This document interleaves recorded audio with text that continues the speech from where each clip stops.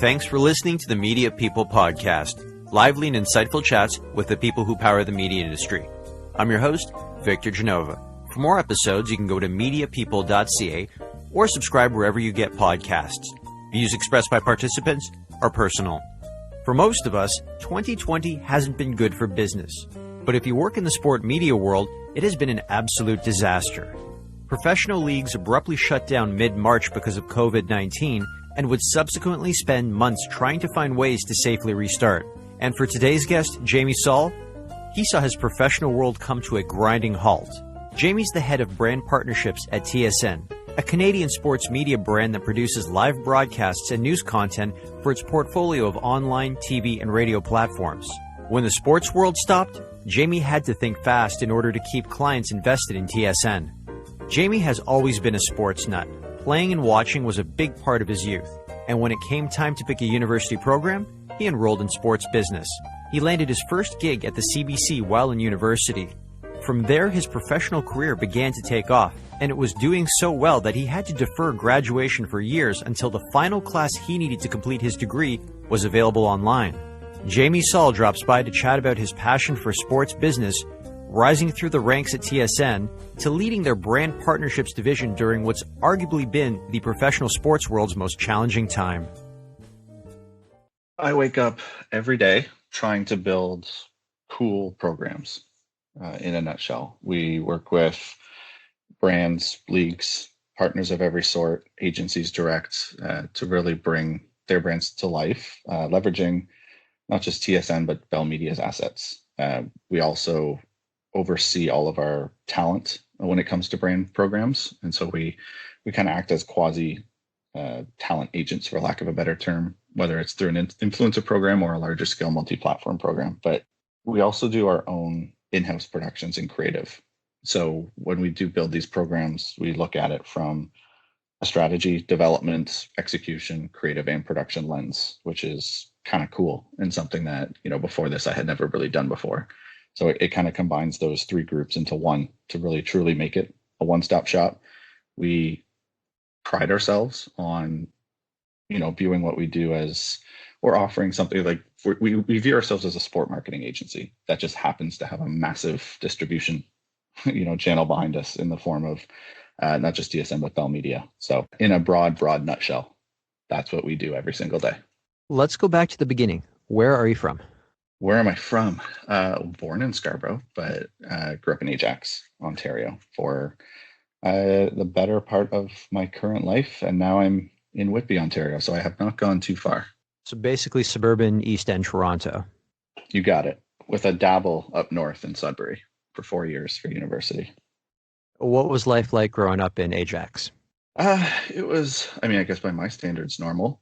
I'm the oldest of 4 boys. And so sports was a huge piece of our livelihood, but also just competition in general, whether it was, who would finish eating first to, who would be, scoring the big goal outside when we played road hockey.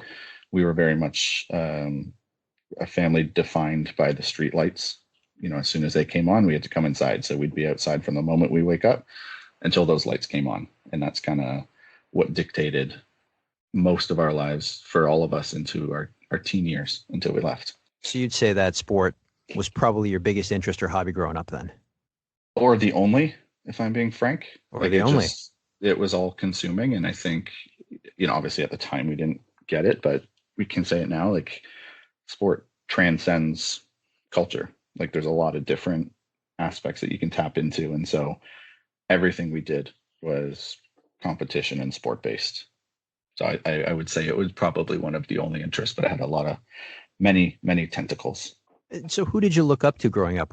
I got to assume it must have been an athlete or athletes based on what you just said. Not really. I've never really had a role model per se. When I was younger, I don't think I could say this, but now I can. Like, I tend to learn more from just experiences. You can learn a lot from different people, and so to pinpoint one person or a group of people, I don't think I could do. I know others can, but it was a combination of just learning everywhere you looked, and I still to this day do that. You didn't have a. Or I would say Ken Griffey Jr.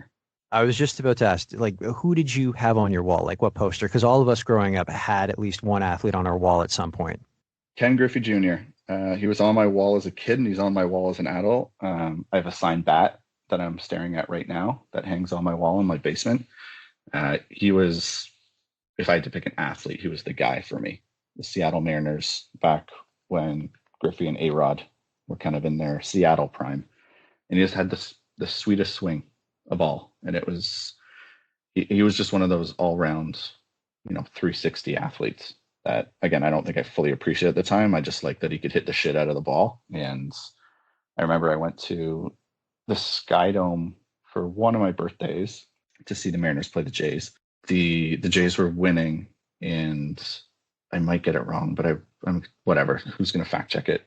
I can totally go on Wikipedia after and fact check this, but go for it. I'd rather you don't, because it's going to sound cooler if it's true. No, I think either Ken Griffey Jr. or Alex Rodriguez hit a grand slam like for the Mariners to win the game, and either put them ahead in the 8th or actually win it in the 9th. So that was really cool for me as one of likely the only people in the entire building who wanted that to happen. But Ken Griffey Jr. is definitely the athlete if I had to pick one.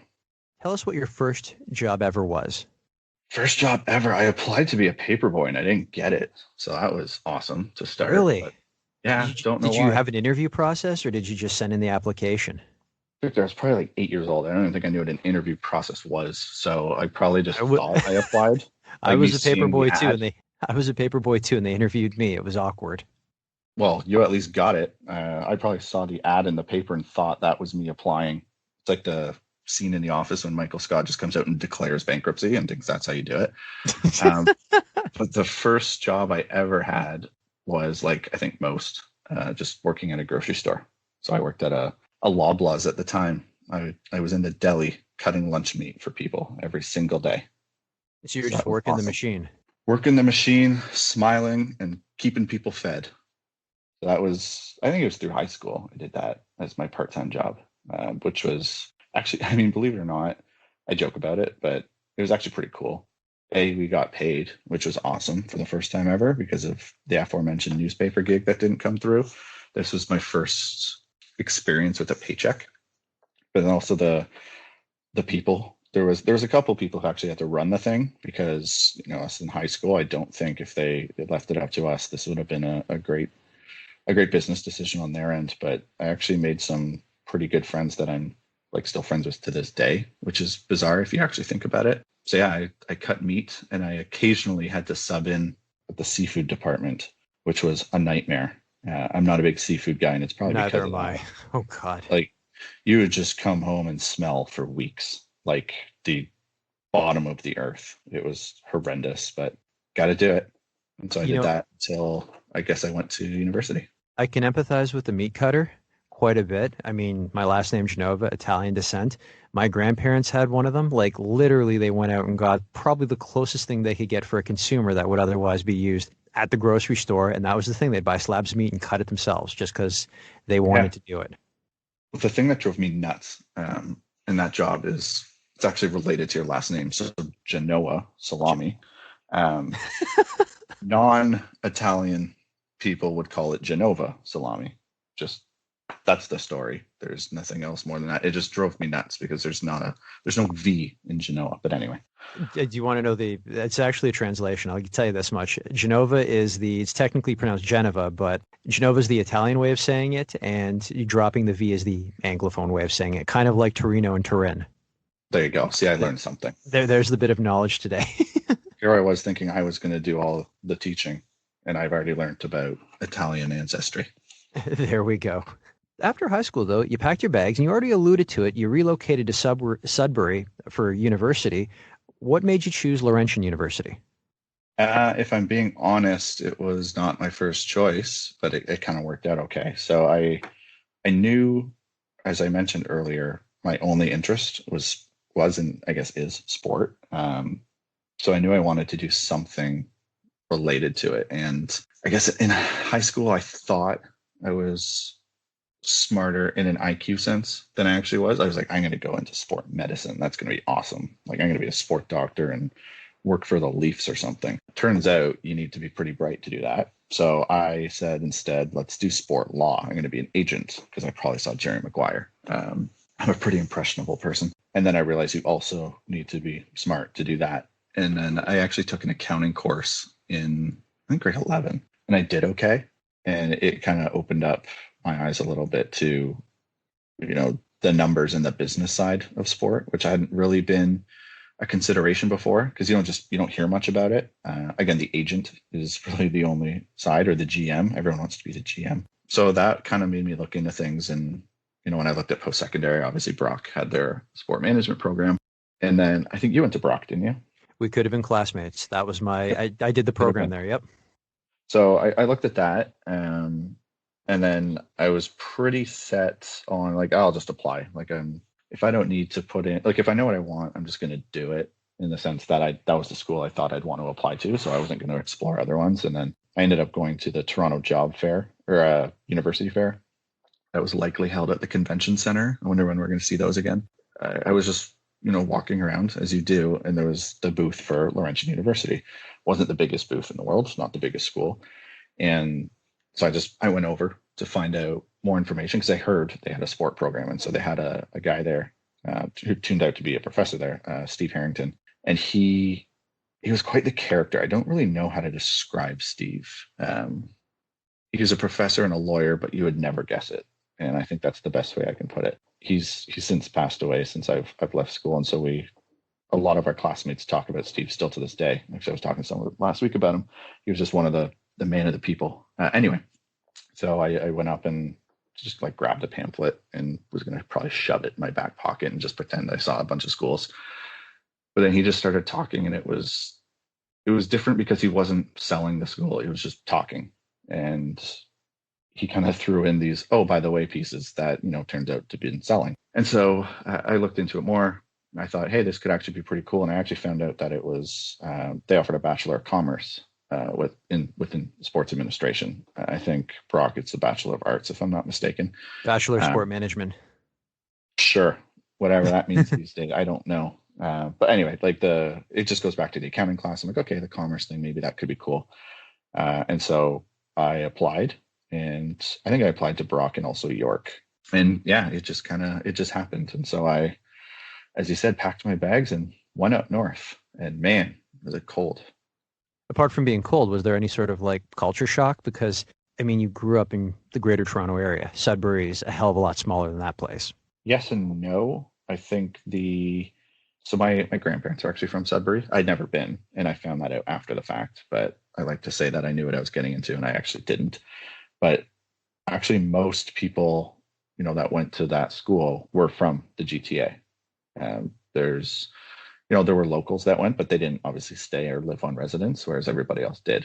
And so the aspect of it being a smaller town compared to what people were used to, yes, was a bit of a culture shock. You could take a bus and in 15 minutes be anywhere, which is very different than where we all currently live now. But everybody around us was kind of from the same upbringing. And so it was kind of cool to go through it together, if that made sense. So we were all culture shocked, which kind of made it a weird sense of normal. But I think that part really made it cool too. It was just a bunch of different people from a bunch of different places going through the same thing at the same time, which is kind of what's going on right now, actually. Very different, obviously. But so yeah, it was a bit of both. Take us through the program. When you got into it, was it everything that you had expected, that you had been sold on from the professor that you were speaking to at the fair? Was it completely different? Any surprises? Of course, there were surprises. There was so much more work than I thought coming out of high school. You're just talking about university in general. I'm talking about the program. Yeah, damn, I thought it was going to be we just talk sports all day. No, it was what they definitely didn't, oversell it. But I think as a first year, I was 18. I think I was the first year that didn't have OAC. And so I had just come into grade 12. And so no matter what, it was going to be overwhelming. But no, they did a good job of not just selling it, but being part of it too. So not only did Steve, in his case, sell the program, he was also the professor for half of our classes. Again, Laurentian's a small school, or it was smaller at the time. I think we started with 50 students in our class, and I think our graduating class was like 20 and change. And so he was our professor for half of it. So, it became obviously more than what you thought, but it really opened everyone's eyes to what the business of sport actually is. We had, I'd say, so if we had 50, like 10 to 15 people maybe dropped out in the first few months because they thought they took this course, they got to be like the GM of a team. So when I said that earlier, that wasn't a joke. And so they left. And then it kind of obviously, thinned the herd a little bit, but you really got into the meat of it. And so for the first 2 years, it was commerce fundamentals. So like finance and organizational behavior and marketing and operations and all that kind of stuff. There was actually zero sport up until year 3. So you had to kind of wait it out. So you needed a little bit of patience. But once we got to year 3, that's when all the, sport finance and sport marketing and event management, and we even took a course in facility management, which is kind of cool. But I had to take that as well. I think that was my least favorite class in my sport management program. Oh, mine was it management science? And I think the reason I'm not a good test taker at all, I'm very learn by doing and hands-on will figure things out. But if you put a textbook in front of me, tell me to study it, and then regurgitate formulas on a page, I just can't do it. And so management science, if anything at school kept me up at night, it was that one, because it was the only marks you got was a midterm with 40% of your grade and a final exam worth 60, and that was it. And for someone who's atrocious at test taking, I was like, can I just do like a case study or some sort of presentation instead? And that was hell on earth. And a lot of people didn't get through that one. We actually had one guy. So the group that we went to school with, they played a lot of shinny in Sudbury. Things freeze pretty early, so I think it must have been a Friday, because they were planning to play a big shinny game in the afternoon, but everyone had this midterm or exam. No, it would have been the exam in the morning. And so everyone's like, okay, at 2:00, I'm making that up, we'll do this. We got the exam in the morning and whatnot. And so there was one guy in our class who he loved the sport more than the actual work of it. When I say the people who thought they could come here and be the GM of a team, he was one of them, and he'd be the first to admit that. And so he actually decided to skip the exam to rest up for shinny, not realizing that everyone he was playing with was writing the exam, so he may as well have tried. And it was the one worth 60%. So I'm the same way as you are with class. I knew early on that I wasn't any good at tests or exams, so I had to work my ass off, and I put a lot of pressure on my assignments and my case studies and things like that, just because I knew I'd probably be carrying a bit of a penalty coming out of the exam because of that. And look at us now, recording a podcast like it's nothing. Recording a podcast like it's nothing. I'm in a little walk-in closet. Yeah. I taught myself how to use Skype 20 minutes ago. This is, I know. We made it, man. Up and up. Anyways, so you graduate from Laurentian, you've got your degree, you're armed with it. I assume you come back to Toronto with it. So funny story, I didn't graduate. I mean, I have now, but interesting. When I first met you, I had not graduated. Part of our program, they have what's called core year. Second year is what they call core year, and they actually take a lot of their curriculum in university. They take pieces of it from like Harvard Business Law. So like our corporate finance and stuff like that and it's a year long. Like core year is like the year where they kind of weed everybody out. And so you got to go through that in order to get to obviously year 3 and 4. But you also need to maintain, I think at the time it was, you needed a 60 in every course to pass, I believe. I could be wrong. Again, you'll see why I don't know. But corporate finance, let's just put it this way, was not my best. And I didn't get through it my first go around. I still have the textbooks. I can actually see it here. And I don't know if I'm holding on to that just because, but anyway, but they had this weird, in a positive way, thing where if you didn't get through core year, instead of repeating second year, you actually went ahead to third year. And they called it the loop. You kind of loop around. And so there were about 6 or so of us that did that, maybe less. And it happened, almost every year. And so all of a sudden I'm in third year classes in my second year with, everybody who's older than me. So it actually worked out well because I got to know that group too, who I still work with in my day-to-day job. But anyway, so what they do is after your third year, you have to do an internship as part of the course. And it was either after your third year, which could bleed into the first half of your fourth year. But I couldn't do fourth year until I had gone back and done second year. It's very confusing as I say it out loud. But anyway, it's picture a loop. I had to do a loop around second year. And so when I actually got my internship at CBC, where we met, I was still technically in school. And then when my internship ended, I don't know if you know this, but when I started, and I may be getting ahead of myself with some of the questions, but when I first started at CBC as an intern, it was actually taking, someone's full-time job. Someone had just left and they'd said, hey, we'll just convert this into an internship, come on board for 4 months, kind of solve the problem for them, solve the problem for me. And then as soon as the internship ended, they said, okay, cool. Do you want to stay on full-time? But I was like, I still have school. Like I haven't finished yet. And so I talked to the university and I was like, is there any way I could do these courses? So anyway, I passed second year eventually. And so I was going into like the actual fourth year. And I had this, it was a sport finance course, which again, corporate finance wasn't great to me. I'm like, fuck, sport finance, I'm screwed. I'm never going to get out of here. So I called him. I was like, hey, listen, I have a job offer. I don't really want to turn it down, but I also kind of want to finish school. I've put this much into it. And our director at the time, Dr. Anthony Church, he had said, listen, the whole point of this program and this internship is to get students into the sports industry and, working. So take the job, we'll figure it out, which was, thank God, music to my ears. And then I said, hey, can I do the course online? And because it was just one course. That's all I had to do to graduate. This sport finance course is half a year. Could have easily done it online. But the professor at the time was adamant that you had to be in class. And like attendance count towards your mark. And if you missed a certain amount of days, you fail. And it's like, well, I can't commute to Sudbury to do this course. Like it's literally not worth it. And so I just didn't do it for like 3 years. And I actually got my job at TSN without a degree as well. I hope they're not listening because I probably said I might have had it, but I actually got my job at TSN without a degree either. And eventually this professor retired and a new one came in and they said, of course you can do it online. So I eventually did it and got my degree then. So I am, I think, designated in my own mind as class of 09, but like I think I actually graduated in like I got 2012 maybe. I don't know. I should probably check.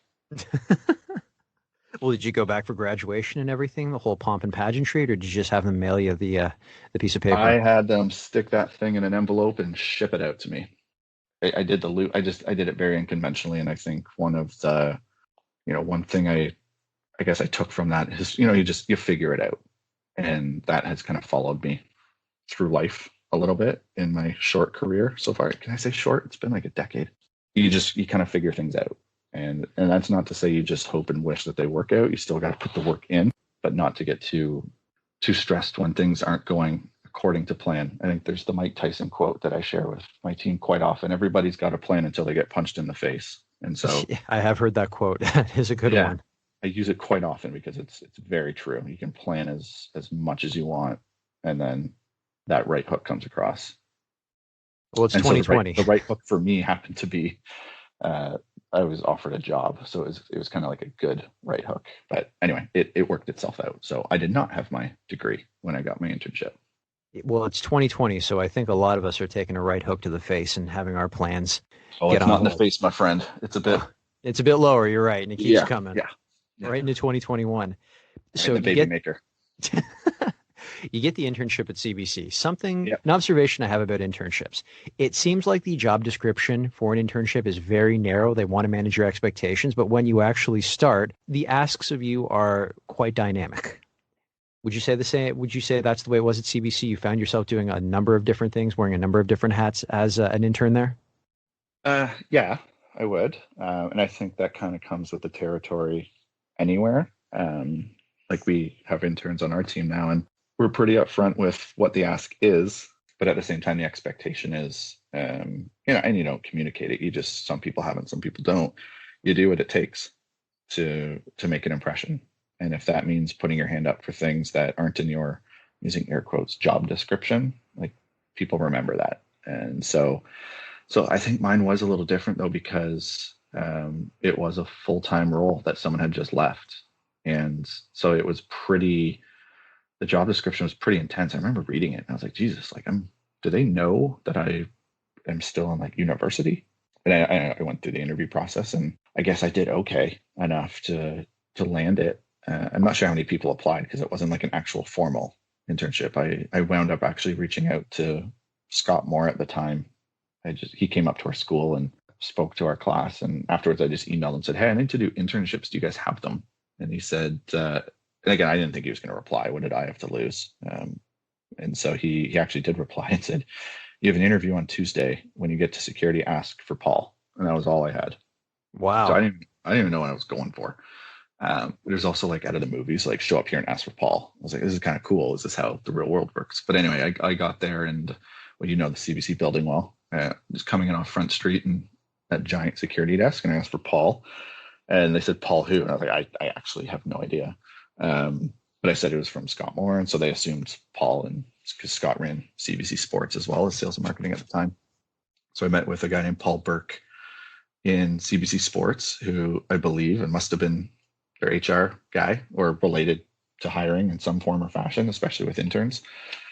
Sat with him, and we just kind of chatted, and he kind of really worked in the production space. So as you know, the CBC Sports team is really a production team. The sales and marketing team is a whole separate one. I was willing to do whatever. I didn't care. I wore my finest shoes. I borrowed them from my grandfather at the time, and they cut my feet open. Like, he wore nice Italian shoes, and like I should not be wearing those. And like I still have scars on the back of my feet. I can see them from those shoes. They cut me up so bad. And so I literally bled for the job, I like to tell people. And I brought like a briefcase, not really a briefcase, like an attaché case or something. A satchel. Is that what people call it? A satchel. Just to make it look like I had stuff. There was nothing in it. Like, I actually had nothing in it. And so if they had said what's in there, I'd be like, I don't have anything. This is just for appearance. So I was wearing my grandfather's shoes. I brought an empty bag, bleeding through my socks, talking to a guy about a production role I have no business talking about. So that went well. But at the end of it, Paul and I think we had both come to the realization that this isn't what I was here for. But again, I would have done it. I didn't care. But he said, hey, there's a role upstairs in sales and marketing. Does that interest you? I was like, fuck yeah, sure. Like, you could ask me any department, I'd say yes. And it just so happened, as you know, Scott ran that team too. And that's how I kind of got my interview. So it wasn't really even posted. So the job description was a full-time job, and the interview process, I think, was just me, or at least I like to tell myself that. But the very long way of answering your question is, yeah, how's that? That's perfect. And I mean, I remember because we worked together, you did pretty much everything. Like, you had a big hand in supporting the upfront presentation. And didn't you at one time even dress up as, I forget the name of the mascot? Oh, I don't. Would you want to tell us? Yeah, it's Peter Puck. That's who it was, Peter Puck. I almost said Paul the Puck. I did it twice. That would be blasphemy in the sports world if you called it Paul the Puck. I can't skate, so I mean, that's blasphemous as a Canadian. So the cartoon, man, this puck's older than the both of us. It's not a cartoon I remember growing up, but I do remember seeing the costume, and I guess pretty much you were probably in it one of those times when I saw you in it. Yeah, I remember. I was actually talking to Scott last week about this as a reminder that I did this. That there was, I think it was for. So yes, I was on the media sales and marketing team. I think it's what it was called at the time, back when we were there. Yeah, that's what it was called. So I was on the B2B or trade marketing team. And it was CBC Kids Day that they'd, do down in that atrium. And they would just have a bunch of kids. All the characters would come out. And the guy who normally was Peter Puck was just very conveniently sick that day. And yeah, I called bullshit. But again, it is what it is. And so, being the only intern, because you guys didn't have any interns outside of me at the time, I got the lucky tap on the shoulder to fill in at the last second. And so I went down to the storage room, and I'm thinking like, okay, a mascot, I've never done this before. But from what I've heard, if you work in sport, especially on like the team side, like everyone's been a mascot. It's kind of the rite of passage, so to say. So I was like, all right, fuck, I'll do it. Just where is this thing? And I see this massive like bag. And I'm like, oh shit, that. Like, it was 3 times the size of me. Turns out it was that. And the worst part of this thing is it was the original costume from the 70s. and it smelt like it was the original costume from the 70s. Ugh. And so not only was that part bad, I then had to go down to a children's event dressed as a giant damn hockey puck that smelled so bad and was just, pushed and pulled and kicked and punched and everything. But I had to do it because I was the intern, and I did it with well, you couldn't tell if I had a smile on my face. I was in a costume, but I did it. And then I think I had to do it again on one of our sales roadshows that you guys used to do. Well, we appreciate you doing that for us back then. Yeah, no, I'm sure. I bet you do. Then an opportunity popped up at TSN, a chance to really channel your passion for sports. How did that come up? Did you find the role or did the role find you? It was actually, is monster.com still around? I should know that. But it was posted on a job board like that. And funny enough, at the time, my boss is the one who brought it to me at CBC. And she, if you remember Kim, so she kind of knew where my kind of passions lay. And I was fortunate enough at CBC. A lot of what I did was sport. Like I think we had World Cup at the time. We had, it was South Africa we had, yeah. Yeah. So we had the 2010 World Cup. We had obviously Hockey Night, even Battle of the Blades. I worked on that show, which was pretty cool. They had weekend Major League Soccer, and the amateur sports as well. It was quite the portfolio. Yeah, it was pretty good. I remember actually building, part of my intern duties was also building like the pitch decks for Scott, David Moss, and that group. Not the actual content, just putting it together. So that part was pretty cool for me. But then I also worked on good shows like Dragon's Den and all that kind of stuff. And like you mentioned, the Upfront and things like that. And I guess she knew where my head was at. And she's like, hey, there's this role. Like, I'm not going to not tell you about it. And so I just applied. I didn't know anybody. I applied online and went through the interview process. I remember the first interview I had, I don't remember the name of the movie. Was it Game On? Remember like that hockey musical? And like George Stroumboulopoulos had a cameo in it. So anyway. You know what? When you do mention that he had a cameo in it, vaguely, I remember it. Called Score, a hockey musical. Yes, that's exactly what it was called. Yeah. Look at that. See, I could have been a lawyer. Look at that. Who needs IMDb? Yeah, I did not Google it at all. But we were actually at a site survey because we were putting on a big client event for the premiere. And so that was part of my job, is to kind of put these B2B events on for clients. And so we were at the Cineplex, I think it's the Scotia Theater. And I had my interview, it's called at 1:00. And I was like, fuck, I got to go, but I can't tell her. I was in that weird thing. Like, she told me about this job, but like, I don't really want to tell her I'm actually in the running for it. So I forget when I made up, but I hopped in a cab and went from, Richmond and John all the way down to 9 Channel 9 in traffic, which was great. So I barely made it on time. And I went through the interview process, and the rest is history. So it's not all about who you know, because I didn't know a damn person. Take us through your first day at TSN. Oh man, I don't know if I can remember that. I can take you through my first. Oh, come on. They're sitting you down. I'm assuming you had a cubicle or an office.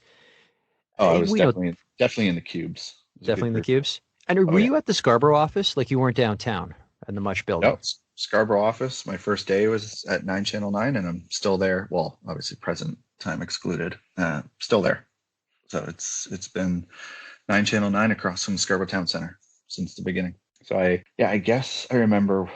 I lied. I remember getting off the elevator, and back where we used to sit, it's all different now, but the elevator would open on the 4th floor loft, is what they called it. And the kitchen was made to look like a basketball court. Like, it had like the hardwood floors and the painted lines and stuff. And I was like, this is the coolest fucking thing I've ever seen in my life. Like, this is what you would think TSN looked like. And so that was my first. And then they had like the little shuffleboard table in the kitchen too. I was like, this is my dream. Like, I'm never going to do work. And then I thought to myself, even if I have to do work, I'm doing marketing here. So it's pretty cool. And then I sat in the cubes with the marketing and events team, and actually sat outside of, right outside the office of Stuart Johnston, who is, he had just become president of TSN at the time. He still is. I like to say he's like my boss twice. He's currently the president of TSN and Bell Media Sales and Marketing. And I happen to work in sales and marketing for TSN. And so my desk was right outside of his office, which was pretty cool, just to have, that's where it ran. And I think a lot of people assume or assumed that, TSN's this huge company, but like it's really not. If you compare it to others, like I had no business sitting next to the president of the network, yet here I was, which was kind of cool. And it was just, that's the kind of culture that they have there still to this day. Like you could walk into, and people do, like into Stu's office and just like, he's got time for you. It's just a very tight knit group. And so I do remember that too. And so all the executives kind of sat in the same area near Stu. And so that kind of exposure was pretty cool to see, like, oh man, these are the people that actually run the network I've been watching since I could remember. And then I had sushi for the first time ever that day. The team took me out, and I couldn't tell them I'd never had it before. I'm like, I can't make a bad first impression. They're like, we're gonna take this cool sushi spot. I'm like, I don't even know if I'm allergic to this shit. Like, I could actually die on my first day, but I'm just gonna keep my mouth shut. Turns out I'm not allergic, but yeah, that was kind of the initial, entry point to TSN, and also the benefit of sitting out front of Stu's office. So his EA, Sherry, who's incredible. She was actually right in front of his office, and I sat next to Sherry. And so there'd be days that he'd come in like, Sherry, I'm busy. I can't make it to, I've got Leaf tickets tonight. I can't go. Like, see if anyone on the floor wants them. Like, Stu was always the first to like just see who on the floor wants them versus, calling up a friend or somebody like that. And so Sherry would always have these tickets, and because I sat right next to her, I always had first crack, and I am not ashamed to say I took them every single time. So the rest of the company probably didn't even know that they were available. So you had a chance to interact with a lot of personalities that you saw on television growing up watching SportsCenter, or God, even Sports Desk. Were you a little starstruck when you bumped into them for the first time, like at the coffee machine or in the bathroom or anything like that? Starstruck's not a word I would use. Did you have to do like a double take and be like, oh my God, you're Gino Reda? Or kind of Michael Landsberg or anything like that? And I think it started at CBC, and I got used to it pretty quickly. Just the nature of the upfronts, as you know, they roll out everybody. And so here I am as an intern, and like Ron McLean's walking past, especially on Battle of the Blades, where they had all the, professional hockey players and figure skaters working on that show. Like, I was like, oh man, like Ty Domi actually almost hit me with his car. I don't know if I ever told you that story. We want to hear that story though. Go for it. Well, he, not intentionally, I will preface by saying, and nobody was hurt. So it would have been season 1, because I think that was the season he was on. And part of my role was client hosting for show partners. I think Kruger, McDonald's, whatever. I remember those two specifically, though. I remember one of the McDonald's executives. She's not there anymore. So her business card was actually a coupon for a free Big Mac. Anyway, doesn't matter. What? Are you serious? Yeah, that was her business card. That's awesome. So cool. So I'd be like, oh, I lost your business card. Can I get another one? So we put on this event where, our clients would come, they bring their families, because I think it taped on a weekend. It was still at Maple Leaf Gardens. So it was a really cool experience. And so you'd watch the show, and then we'd host an after party in the Hot Stove Lounge, which was also really cool. Again, this is me nerding out and why some days weren't really like work. And I was an intern. I don't know if I was paid. I'm sure I was. Legally, I might have to say I was. I'm sure there was an honorarium. But like for me, I was like, this is so cool. Like, don't pay me. Like, I'm going to Maple Leaf Gardens every Sunday. And so we'd have this private party in the Hot Stove Lounge it was clients only and their guests, skaters, and then I think maybe production, or maybe they had their own, because Insight Productions did it. So it was not a CBC internal production. So anyway, we hosted these things, but then also part of my duty that Kim, my boss, had let me do. I say let, like it was work. Like, she's like, do you want to be the one to give a tour of Maple Leaf Gardens to our guests? So I was like, yeah.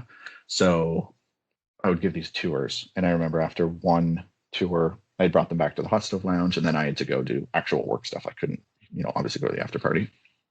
We had work stuff to do.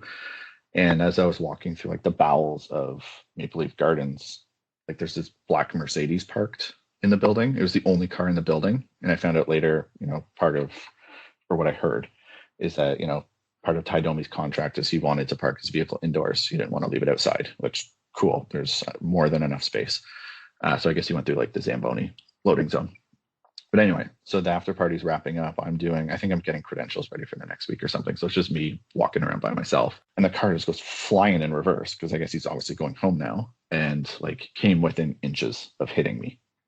So I could have been hit by Ty Domi in the basement of Maple Leaf Gardens working on Battle of the Blades as an intern. Interesting. So There are a lot of hockey players that said they could have said that they've been hit by Ty Domi at Maple Leaf Gardens, but they wouldn't have had not that like me. footnote. No one wouldn't have had the footnote with the car in the basement. Correct. I don't think anyone would have ever found me. Like it's Maple Leaf Gardens wasn't in the best shape, at its best. This is the bowels of the building. You just get run over. I mean, when did they build it? Like, I want to say it was like 1918, 1919. It Oh, I was, don't know. I could I was guess. It around was, I was around the Great Depression. I know that much. So at the time, the building had to have been, if it wasn't 100 years, it was getting damn close to it. yeah, well, it looked it. Like it was really cool from a historical piece, but almost being murdered in it, not so cool. So talk to me about your subsequent role at TSN. So you started off as a coordinator, and then you end up Yep. moving up into manager of integrated solutions hmm and community. How did that differ from your initial role there? The marketing coordinator role that I had was really focused on.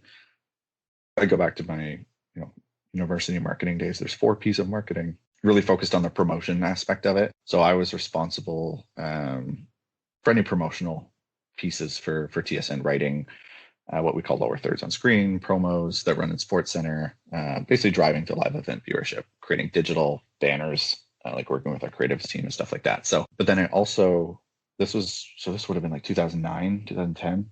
We didn't really have a social media presence. Like the marketing team was kind of doing it just because like, hey, there's this Facebook thing, we should probably do it. And so I just started doing that too.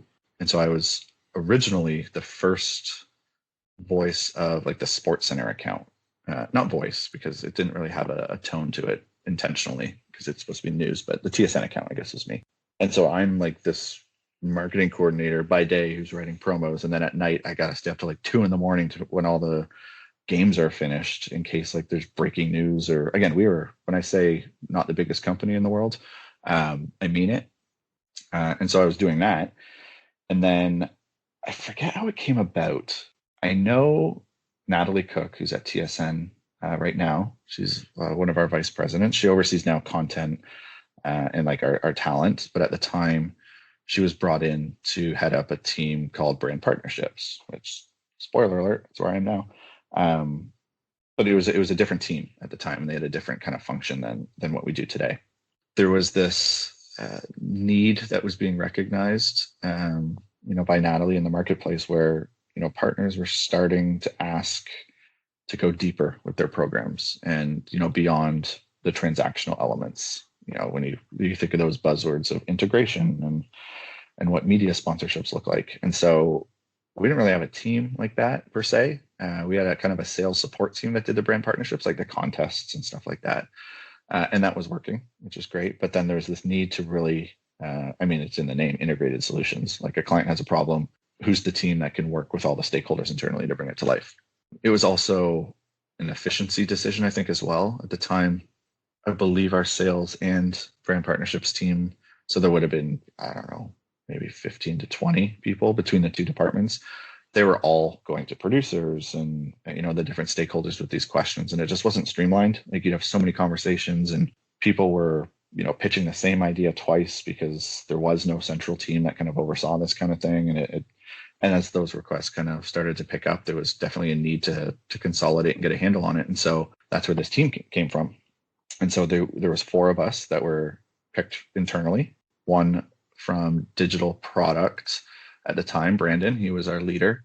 And then myself from marketing, and another guy, Jeff Carter, who, if there's hockey fans listening, Jeff Carter has played in the NHL. It's not him. He was on a sales team at MLSE, I believe.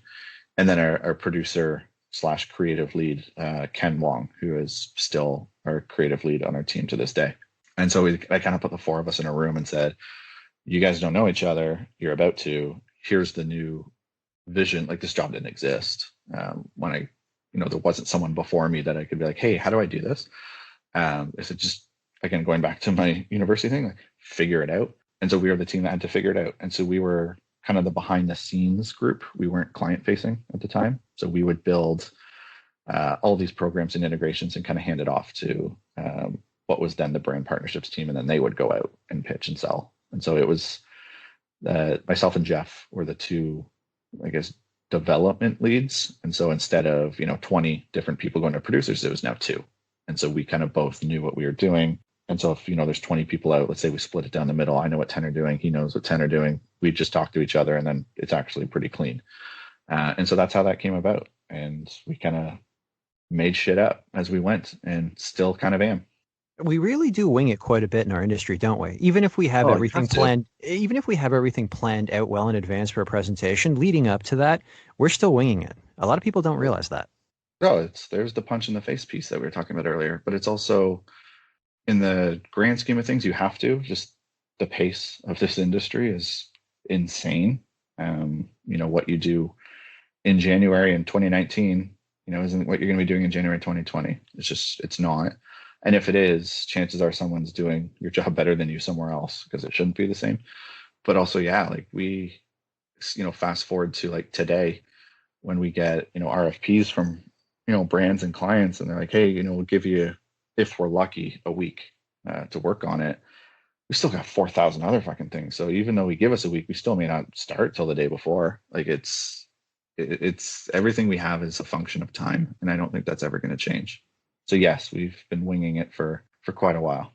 You said something really interesting, that what you're doing in January 2019 shouldn't be the same for January 2020. But let's be honest, January 2021, no one knows what the hell that's going to look like. Out of all the guests I've had, I don't think the pandemic has impacted their business more than you, because mid-March, guy, when there was no sports.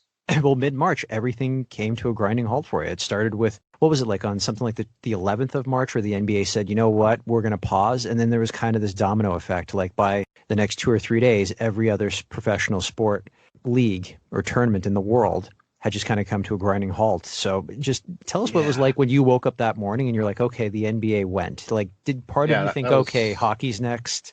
Yeah, that was cool. I think it was a Thursday night. It was either Wednesday night going into Thursday or Thursday night going into Friday. I think it was Wednesday going into Thursday. Yeah.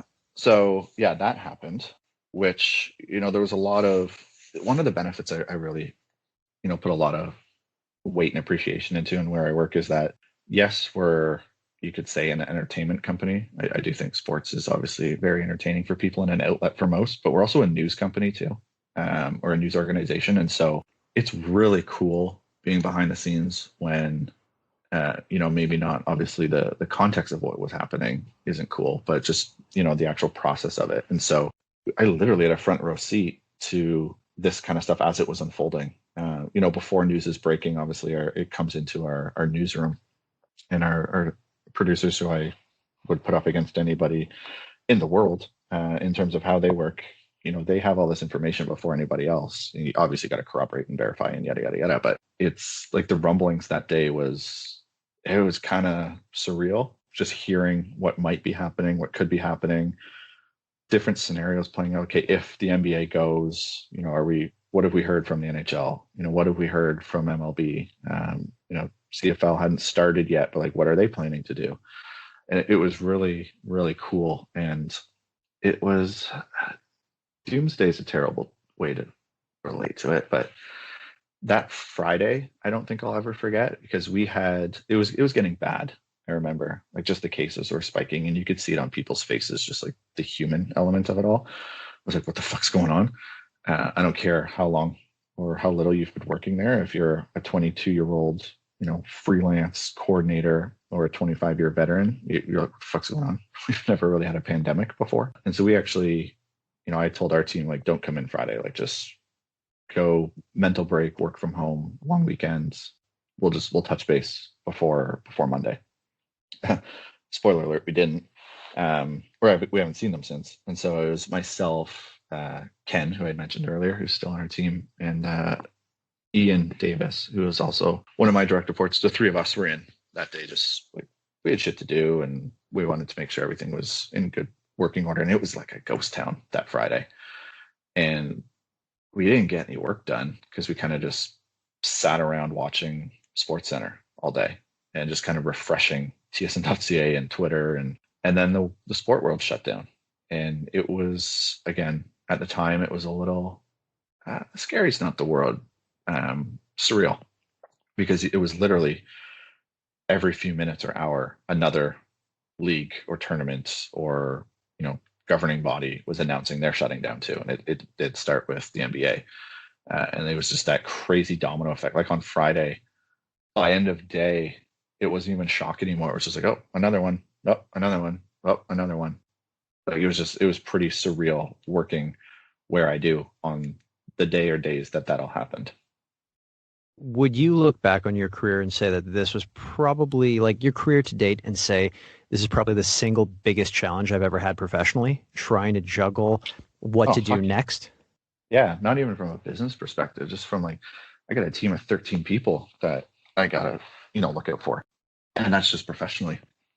So like, it wasn't even, the last 6 months have definitely been, I wouldn't say the hardest either. Like, it's just, they're challenges and every day is different and no two people, take it or react the same.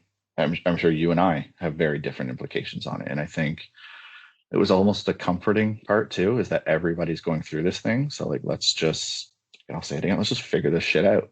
Like there's no playbook. And that goes to whether you're, Mirko Bibic, the CEO of Bell, down to, again, a freelancer. Nobody's been through this shit before. And obviously a bit more pressure on someone like Mirko, organization's a bit larger. But yeah, it really challenged and pushed everybody in ways that you've never faced before and never will again. And that's not even taking into account our day-to-day business. That's just another layer on top of it, because again, when sports go away and you're a sports media company, there's a lot of questions around that too. And finding ways to not even keep your team motivated, just reassured in a world where you might not be able to, because you don't know. That part was, it was challenging. But I think looking back, everybody will be purely from a professional perspective, because I think there's obviously a lot of personal implications that can't be undone. But professionally, I think a lot will look back on this as a great experience to go through, just because of how much it taught everybody. Jamie, this has been a fantastic chat. I've got a couple of rapid fire questions for you.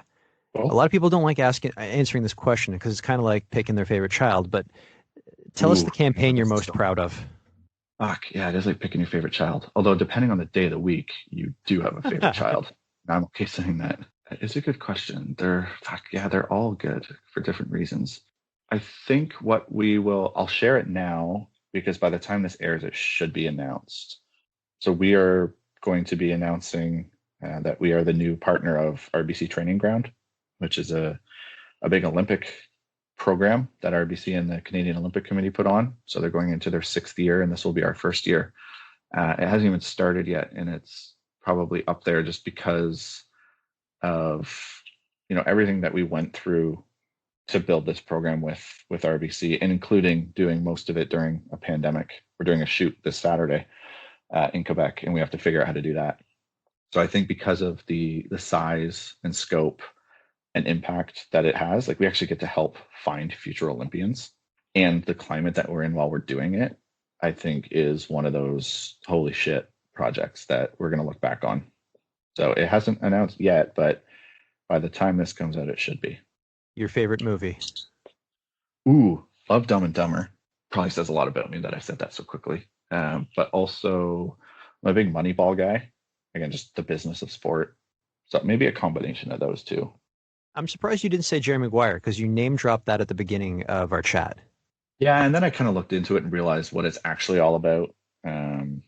So I do a lot of the talent stuff now. It's very different, obviously, not professional athletes by any stretch, but that kind of became too real for me for it to be a favorite. I like to think that Dumb and Dumber isn't real enough for me yet, so I can still have it as an escape. Whereas Jerry Maguire, I'm like, oh, I've talked to those people now. If Hollywood were to make a movie based on your life story, who would you want to play you? Can I do it? Just so when it tanks, no one else has to take the heat for it? Well, kind of the same way Howard Stern played himself in Private Parts? Sure. I'll join that echelon.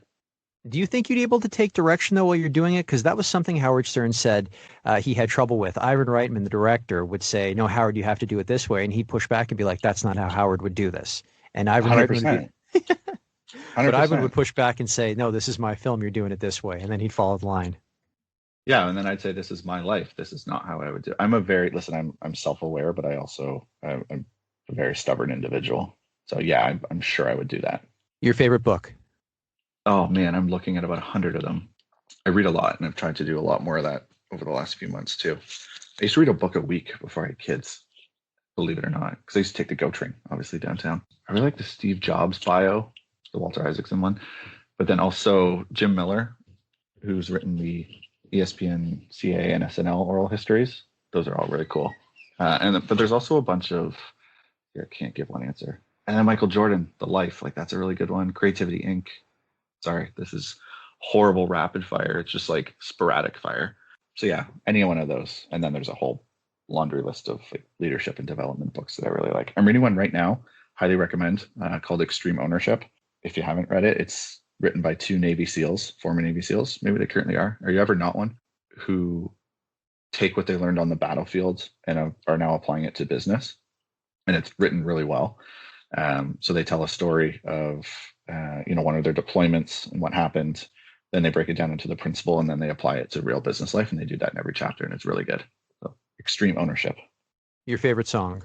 Oh, I can't pick one. I'm a very moody music listener. I've been to one concert my entire life because I don't really have a favorite group or band or artist.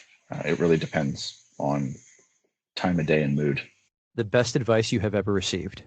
Oh, don't fuck it up. To the point. Okay. Yep. Hey, you keep that in the back of your mind, it'll take you far. If you could go back in time and give your younger self advice, what would it be? And it can't be don't fuck it up. Don't change anything. Or I guess you can't because you haven't done it yet. Don't look back and regret anything. I try not to regret anything. You make a decision for a reason. So it kind of is my end around way of saying don't fuck it up. My signature closing question: if you weren't in media, what would you be doing and why? Ooh. I mean, we'll see how this goes. Podcasting. Well, I guess that's media. I don't know, honestly. I think it would be in sport in some form or fashion. It would have to be likely sport marketing, which I know isn't the sexiest answer. I could say Harvey Specter, hotshot lawyer, but I'm also a realist. I'd say something to do with sport marketing. I don't know if it'd be league or team side. It might be through like a brand, like marketing through sport versus in sport, but definitely sport related. But if IQ was not part of it, I'd probably be in sport law. Jamie, this has been fantastic. Thank you so much for your time. This has been great. Thanks, Victor. That's it for today's show. For more episodes, you can go to mediapeople.ca or subscribe wherever you get podcasts. And don't forget to follow me on Instagram @VicGenova.